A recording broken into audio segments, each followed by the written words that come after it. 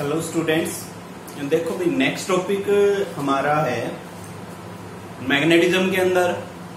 Lastly हमने किया बेटा एम्पियर सर्कुटल लॉ। एम्पियर सर्कुटल लॉ करने के से पहले एक बार मैं एक टॉपिक और रिवाइज कर देता हूं, क्योंकि जो नेक्स्ट टॉपिक है बेटा उसमें यूज होने वाले हैं उसका जो रिजल्ट आया था।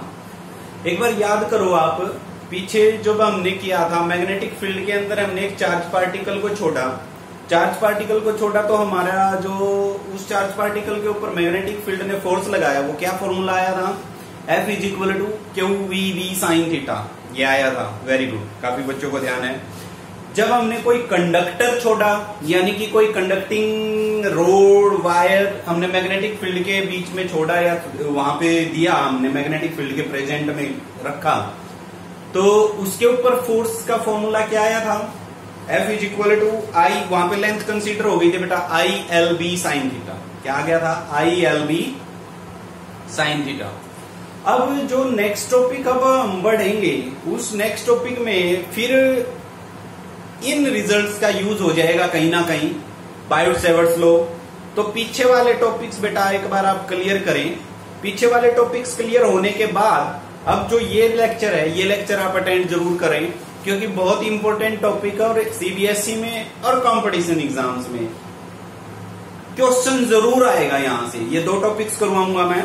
एक तो टू पैरेलल वायर्स हैं, उनके बीच में फोर्स निकालना, और कोई भी कॉइल है। अब तक देखो चार्ज पार्टिकल रखा, वायर रखी, अब हम कॉइल रखने वाले मैग्नेटिक फील्ड के अंदर, कॉइल रखने वाले मैग्नेटिक फील्ड के अंदर। जब हम कोई भी कॉइल मैग्नेटिक फील्ड के अंदर रखते हैं तो उसमें टॉर्क प्रोड्यूस होता है। क्या प्रोड्यूस होता है? टॉर्क। तो वो टॉपिक भी हम करेंगे। तो इस वीडियो के अंदर हम करेंगे force acting between two parallel wires of infinite length. Heading देखिए आप, force between two parallel wires of infinite length, और करंट उनमें से पास हो रहा है, करंट जरूर उनमें से है। तो मान लो ये अपने पास दो पैरेलल वायर्स हैं जिनकी लेंथ है भाई इनफाइनाइट। लेंथ क्या है? इनफाइनाइट। करंट इनमें से मान लिया इसमें I1 फ्लो कर रहा है और इसमें कर रहा है I2। There are two parallel wires having infinite length and electric current passing through these two wires. From first wire is I1 and from second wire is I2. If we assume that, let us assume that the magnetic field of the first wire is B1 and the magnetic field of the second wire is B2. Magnetic field of first wire is B1 and magnetic field of second wire is B2. The direction of magnetic field we can find from the right hand palm rule. And how can we find the direction of magnetic force? Magnetic force exerted by this on this wire and magnetic force exerted by the second wire on the first. तो magnetic force की direction निकालने के लिए बेटा हम Fleming left hand rule use करेंगे।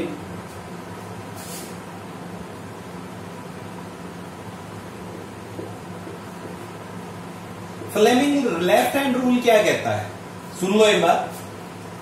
मेरा left hand कौन सा है? देखो मार्कर मेरे हाथ में है, तो मैं कौन से हैंड से लिख रहा हूं? राइट हैंड से। तो मेरा राइट हैंड ये है, लेफ्ट हैंड ये है।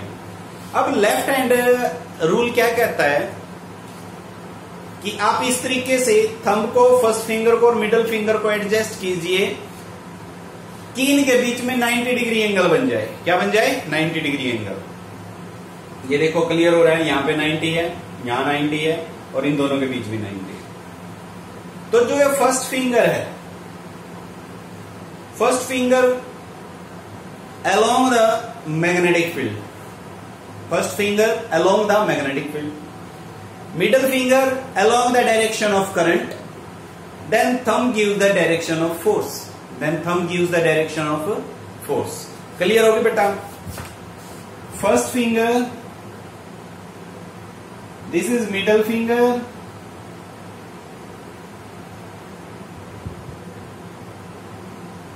and this is thumb. First जो फिंगर है वो अलोंग मैग्नेटिक फील्ड लिख लीजिए आप, ये कॉपी में नोट कर लीजिए।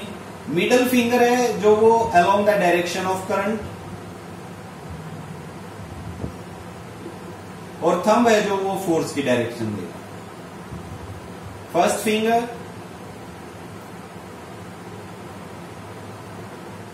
मिडल फिंगर और थंब, ये आप लिख लीजिए। डेफिनेशन भी लिख लीजिए। According to Fleming left hand rule, first finger gives the direction of magnetic field, middle finger gives the direction of electric current, then thumb represent the direction of force. Clear होगी बात ये। अब इसका use करूंगा बेटा मैं, ये आप समझ लो, इसका यूज करेंगे हम। तो फ्लेमिंग लेफ्ट हैंड रूल आपको क्लियर हो गया। वैसे 10th क्लास में हो जाना चाहिए था, ये 10th क्लास तक आप पढ़ के आए हो अच्छे से। अब देखो हम फोर्स निकालेंगे between two parallel wires having length infinite. तो हमने जो अज्यूम किया था वो अजम्पशन अपने सामने है। दो वायर हैं जिनमें से करंट कितना जा रहा है, एक में से I1 जा रहा है, दूसरे में से I2, मैग्नेटिक फील्ड V1 और V2। हाँ, एक बात और, ये जो वायर है, फर्स्ट वायर दूसरे के मैग्नेटिक फील्ड में है और पहला वायर, दूसरा वायर पहले के मैग्नेटिक फील्ड में है। दोनों वायर्स एक दूसरे के मैग्नेटिक फील्ड के अंदर है। ये बात क्लियर है। We know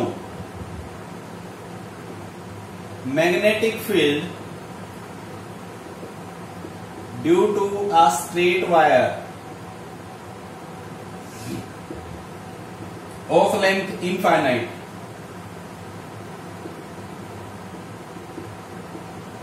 क्या आया था भाई, फॉर्मूला बता दो, शाबाश। B is equal to mu naught by 4 pi 2I by R कह लें, ए कह लेते हैं, ए डिस्टेंस होगी। चलो अब इनके बीच में डिस्टेंस R मान लेते हैं। मैग्नेटिक फील्ड का सर्कल का रेडियस, या चलो हम मैग्नेटिक फील्ड ऐसे कंसीडर करेंगे, इसका मैग्नेटिक फील्ड ये यहां तक आ रहा है भाई, और इसका मैग्नेटिक फील्ड ये यहां तक आ रहा है। इस तरीके से ये मैग्नेटिक फील्ड इसका है और ये। तो मैग्नेटिक फील्ड का ये हो गया। अब मैग्नेटिक फील्ड का ये हो गया, तो magnetic field of first wire, यानी कि इसको B1 से रिप्रेजेंट करेंगे। B1 इज इक्वल टू क्या होगा, mu naught 2I1 by 4 pi R। And magnetic field of second wire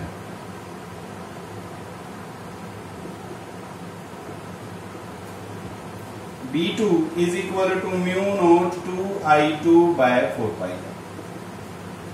ये फर्स्ट, ये सेकंड। यहां तक बताइए भाई, क्लियर हो गया? कुछ नहीं, हमने पीछे वाले रिजल्ट पर बायोट-सैवर्ट्स लॉ की हेल्प से हमने मैग्नेटिक फील्ड निकाला था स्ट्रेट वायर का, वो ये जनरल फॉर्मूला लिख दिया। अब इस जनरल फॉर्मूला से पहले का मैग्नेटिक फील्ड ये हो गया, दूसरे का मैग्नेटिक फील्ड हो गया ये। क्लियर होगी बात ये? अब इस मैग्नेटिक फील्ड की वजह से इसके ऊपर ये फोर्स लगाएगा, और अपने इस मैग्नेटिक फील्ड की वजह से ये इसके ऊपर फोर्स लगाएगा। अब फोर्स का फॉर्मूला क्या था, एक वायर, स्ट्रेट वायर की वजह से। बताओ स्ट्रेट वायर का फॉर्मूला क्या था? मैं इसको रफ कर देता हूं। F is equal to ILB, F is equal to ILB sine theta. अभी बोला था ना, F force exerted on a straight wire by magnetic field is F is equal to ILB। Sine theta sine 90 हो जाएगा, sign 91 होता है। अगर मैं ये फोर्स भाई पर यूनिट लेंथ निकालूं, तो फोर्स पर यूनिट लेंथ कितना हो जाएगा? फोर्स पर यूनिट लेंथ, शाबाश, लेंथ से डिवाइड कर देंगे, क्योंकि लेंथ का यहां से फैक्टर मैं खत्म करना चाहता हूं। लेंथ का फैक्टर खत्म होने के बाद अपनी इनफाइनाइट रह जाएगी, उसकी फिर कोई प्रॉब्लम नहीं आएगी। इसीलिए लेंथ फैक्टर हम खत्म करना चाह रहे हैं, क्योंकि इनफाइनाइट की क्या लेंथ लेंगे, तो लेंथ वाला खत्म कर दिया। खत्म कैसे कर सकते हैं? पर यूनिट लेंथ लेकर के। तो force per unit length is equal to क्या आ गया? IB। लेंथ L से जब डिवाइड करेंगे आप यहाँ पे बेटा, तो L से L कैंसिल हो जाएगी ना, केवल क्या रह जाएगा? IB। क्या रह जाएगा? IB। अच्छा, अब ये तो हो गया जर्नल। अब मैं इसको इस फर्स्ट और सेकंड के केस में लेके आना चाह रहा हूं। देखो कैसे लेके आएंगे। फोर्स exerted by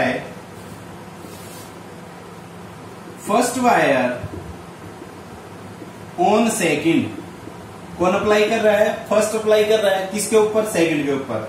तो force exerted by the first is equal to, अब फोर्स फर्स्ट लगाएगा तो मैग्नेटिक फील्ड भी किसका आएगा? फर्स्ट का, बट करंट किसका आएगा? सेकंड का, क्योंकि सेकंड वाला ही करंट तो पास हो रहा है उस मैग्नेटिक फील्ड में फर्स्ट वाले के।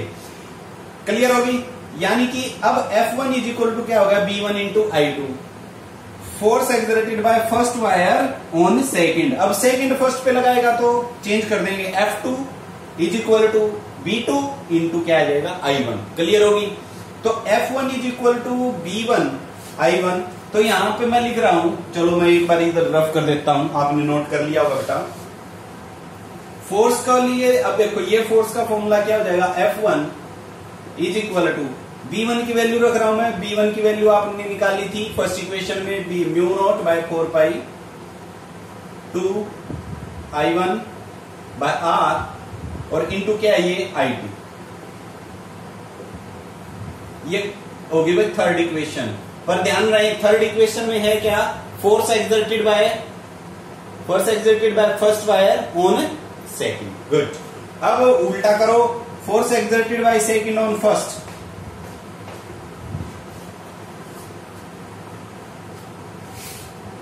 Force exerted by second on first, तो ये हो जाएगा F2 is equal to, per unit length की बात कर रहे हैं हम, पर यूनिट लेंथ में F2 B2 इंटू I1 आ जाएगा। तो F2 is equal to B2 की value mu naught 2 I2 by 4 pi R into I1, या इस इक्वेशन को आप ऐसे भी लिख सकते हो, F2 is equal to mu naught 2 I1 I2 by 4 pi R। This is your fourth equation. अब कंपेयर करो बेटा थर्ड और फोर्थ को। थर्ड और फोर्थ को जब आप कंपेयर करते हो तो देखो क्या मिलता है हमें। थर्ड और फोर्थ को कंपेयर करेंगे तो F1 is equal to F2 है कि नहीं है? मैग्नीट्यूड में F1 इज इक्वल टू क्या है? F2। मैग्नीट्यूड में तो इक्वल हो गई है। अब बात कर लेते हैं डायरेक्शन की। देखो डायरेक्शन की कैसे बात करें। बिल्कुल सिंपल है, बिल्कुल सिंपल है। आप थोड़ा सा जान लो, करंट किस तरफ जा रहा है? ऊपर की तरफ। इसका मैग्नेटिक फील्ड देखो, राइट हैंड पाम रूल लगाओगे, ध्यान से देखना, जब हम यहां से निकालते हैं तो ये ऊपर की तरफ को हम किससे नोट करके आते हैं? डॉट से। और ये यहां पे जा रहा है नीचे की तरफ, देखो ऐसे नीचे की तरफ, यहां हो गया क्रॉस। इसकी वजह से मैग्नेटिक फील्ड यहां डाउनवर्ड, यहां अप। इसकी वजह से देखिए यहां पे क्या हो गया? अप, और यहां पे क्या है? डाउन। इसकी वजह से मैग्नेटिक फील्ड अप, यहां पे डाउन, यहां पे इसकी डाउन, इसका अप। क्लियर होगी? अब बात कर लो लेफ्ट हैंड रूल की, Fleming left hand rule. Fleming left hand rule बिल्कुल सिंपल है। लेफ्ट हैंड लिया, ये करंट की तरफ एडजस्ट कर देना है, ये मैग्नेटिक फील्ड। मैग्नेटिक फील्ड इसकी वजह से किस तरफ? देखो बोर्ड के अंदर, बोर्ड के अंदर, तो बोर्ड के अंदर सेट कर दिया। मेरी फर्स्ट फिंगर किस तरफ जा रही है? ऊपर की तरफ, करंट की डायरेक्शन में। अंगूठा किस तरफ चला गया? इस तरफ। यानी कि फोर्स इस वायर के ऊपर लगा, इस तरफ, बाहर की तरफ। ये हो गया F1। अब इधर की बात कर लो, इधर की बात करो तो देखो मैग्नेटिक फील्ड बीच में किस तरफ है? ऊपर की तरफ आ रहा है ना मैग्नेटिक फील्ड, और करंट ऊपर।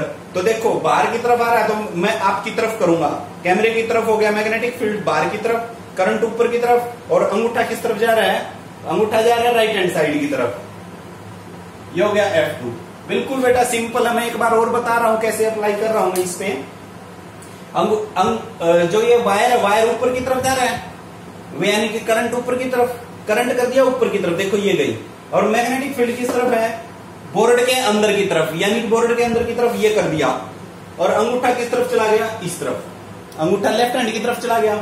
यहाँ पे इसकी वजह से देखोगे तो यहाँ पे मैग्नेटिक फील्ड है बाहर की तरफ, बाहर की तरफ है, बट करंट क्या है? ऊपर की तरफ। ये हो गया बाहर की तरफ मैग्नेटिक फील्ड, करंट ऊपर की तरफ, तो अंगूठा किस तरफ चला गया? इस तरफ। सुनो, अब ये जो वायर है, इस वायर को इस तरफ खींच रहा है, और ये वाला वायर इस वायर को इस तरफ खींच रहा है। तो दो वायर है, ये वाला वायर इसको इस तरफ खींच रहा है और ये वाला वायर इसको इस तरफ खींच रहा है, यानी कि दोनों वायर एक दूसरे को क्या कर रहे हैं, अट्रैक्ट। दोनों वायर एक दूसरे को क्या कर रहे हैं, अट्रैक्ट। इसका मतलब हम कह सकते हैं जब दो वायर जिनकी लेंथ इनफाइनाइट है, जब हम उनको एक दूसरे के मैग्नेटिक फील्ड के अंदर रखते हैं और करंट उनमें फ्लो कर रहा है एक ही डायरेक्शन में, then we can say that both wire attract each other.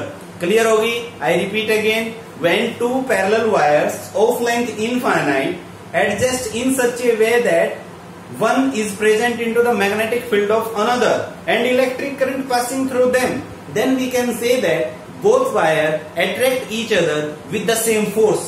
Both wire attract each other with the same force. अब क्वेश्चन कैसे पूछा जाता वो सुन लो बेटा।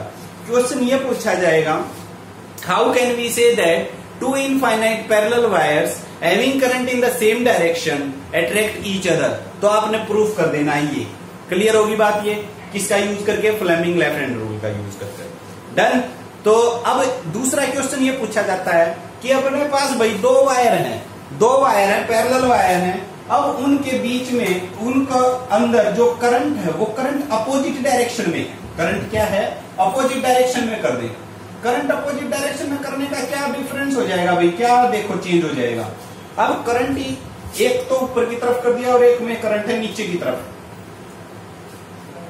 इसकी बात करें तो ये तो फोर्स लगाएगा इसी डायरेक्शन में, या नहीं लगेगा? बिल्कुल लगेगा, क्योंकि इसका मैग्नेटिक फील्ड तो उसी डायरेक्शन में आएगा। यहाँ पे आपका क्या है? आउटवर्ड, और यहाँ पे आपका आएगा डाउनवर्ड। इसका देखो, अब इसका देखते हैं तो ये ऐसे जाएगा, इसका यहाँ पे डाउनवर्ड और यहाँ पे अपवर्ड, कुछ ये बन जाएगा। अप्लाई करके देख लो, डाउनवर्ड और अपवर्ड। अब ये जो डाउनवर्ड आया इसके लिए अप्लाई करके देखो तो डाउनवर्ड का मतलब अंदर की तरफ मैग्नेटिक फील्ड और करंट, ये देखो, ये इस तरफ, ये इस तरफ।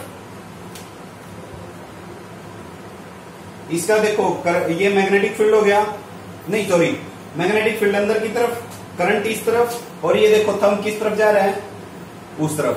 मैग्नेटिक फील्ड अंदर की तरफ, करंट नीचे की तरफ, थंब उस तरफ चला गया। अब इसमें देखें, करंट ऊपर की तरफ, मैग्नेटिक फील्ड अंदर की तरफ, करंट ये रहा, ये इस तरफ, यानी कि ये फोर्स इसके ऊपर अप्लाई करेगा इस तरफ, और इसकी वजह से फोर्स हो रहा है इस तरफ। अब की बार फोर्सेज की डायरेक्शन क्या होगी? बाहर की तरफ, यानी कि ये इसको इस तरफ धकेलेगा और ये इसको इस तरफ धकेलेगा। जब करंट अपोजिट कर देते हैं, करंट की डायरेक्शन अपोजिट हो जाती है, तो दोनों वायर एक दूसरे को क्या करेंगे? रिपेल। और दोनों की करंट की डायरेक्शन सेम है तो दोनों वायर एक दूसरे को क्या करेंगे? अट्रैक्ट। तो इस रिजल्ट के ऊपर हम पहुंचे, दोनों फोर्सेस सेम होंगे, मैग्नीट्यूड में सेम, बट डायरेक्शन क्या हो जाएगी? अपोजिट जा रही है। डायरेक्ट अपोजिट की वजह से ये अट्रैक्ट और रिपेल्सन जा रहा है। क्लियर होगी बात? तो ये इंपॉर्टेंट टॉपिक है बेटा। नेक्स्ट टॉपिक जो हम कर रहे हैं, torque produce in a rectangular coil या कॉइल।